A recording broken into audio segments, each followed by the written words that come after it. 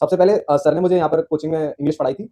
तो सर ने जो जितनी मुझे ग्रामर पढ़ाई थी, तो ग्रामर उसके अंदर से ही पूरी आई थी। मतलब ग्रामर का ऐसा कोई रूल नहीं होता जो आपके बाहर से अलग से आ जाए या फिर आप प्रैक्टिस कर रहे हैं तो उससे बाहर से आ जाए। तो ग्रामर मेरी ऑलमोस्ट कंप्लीट हो गई थी और ग्रामर ओके। सबसे पहले तो हेमेंद्र का एनडीए ऑल इंडिया रैंक 88 है, तो उसके लिए इनको कांग्रेचुलेसन। और अब इनका रैंक अभी ना और भी अच्छा होने वाला है, जिससे कि जो बच्चे मेडिकल अनफिट हुए होंगे तो इनका रैंक ऊपर हो जाएगा। और हेमेंद्र पूरी तरह मेडिकल फिट है।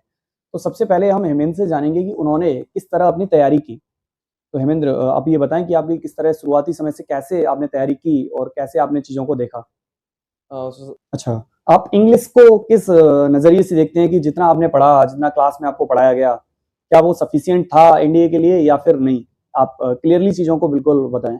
सर मेरा मानना है कि सबसे स्कोरी जो सब्जेक्ट है पूरे एनडीए के एग्जाम में वो इंग्लिश ही होता है। साइंस से भी ज्यादा इंग्लिश ऐसा सब्जेक्ट है जिसमें आप स्कोर कर सकते हैं अगर आपकी प्रैक्टिस अच्छी है। सबसे पहले सर ने मुझे यहाँ पर कोचिंग में इंग्लिश पढ़ाई थी।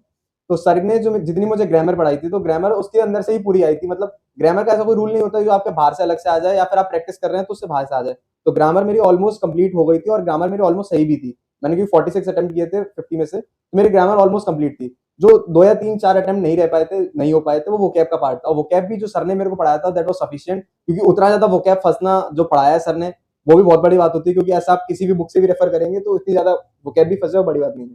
तो आपने जितना पढ़ाया वो दैट वाज सफिशिएंट, वो काफी अच्छा था। अच्छा, अब आपको सिलेक्शन के बाद कैसा फील हो रहा है? तो सबसे पहले तो मैं आप लोगों को और सबको जिन्होंने मेरी हेल्प करी है, पेरेंट्स को, आपको, टीचर्स को, सबसे पहले तो आप लोगों को थैंक यू करूंगा, क्योंकि आप लोग नहीं होते तो मैं आज कुछ भी नहीं होता सबसे पहले। और वैसे तो अच्छा ही लगेगा क्योंकि अपने पेरेंट्स आज खुश हैं मेरे लिए, तो अच्छा ही लग रहा है मुझे वो। तो मेनली बच्चों का दिक्कत रहता है हेमेंद्र की ना, बच्चे रिटर्न के बारे में इतना सोचते नहीं है। तो एसएसबी को लेकर बड़े दिक्कत में रहते हैं कि सर एसएसबी कैसे होगा। तो एसएसबी को लेकर आप कुछ 2-4 पॉइंट ऐसे बताओ, क्या होता है एसएसबी के अंदर पूरा?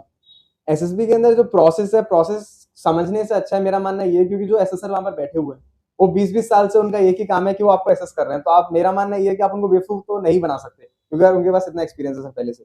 तो मेरा मानना ये है कि आप हर समय अपने आप को एक ऐसा एक्सपीरियंस करें कि अगर मैं ऑफिसर हूँ और एक ऑफिसर यहाँ पर खड़े होकर अगर कोई डिसीजन ले रहा है, तो क्या मैं जो डिसीजन ले रहा हूँ वो यही लेता? अगर वो लेता, अगर मेरा आंसर यस है तो मैं सही रास्ते पे जा रहा हूँ, अगर मेरा आंसर नो है तो मैं सही रास्ते पे नहीं जा रहा हूँ। क्योंकि आपने मुझे कहीं ना कहीं मेंटेलिटी को सुधारना पड़ेगा कि छोटी एक चीज है, अगर मैं क्लास के बाहर जा रहा हूँ और मैं ये मानता हूँ कि क्लास में मैं पढ़ता हूँ, इस क्लास ने मुझे कुछ दिया है, तो मैं अगर यहाँ के लाइट और फैन को अगर बंद कर दूं उसमें क्या दिक्कत है? ये मेरी सेंस ऑफ रिस्पॉन्सिबिलिटी हो गई। बहुत अच्छा।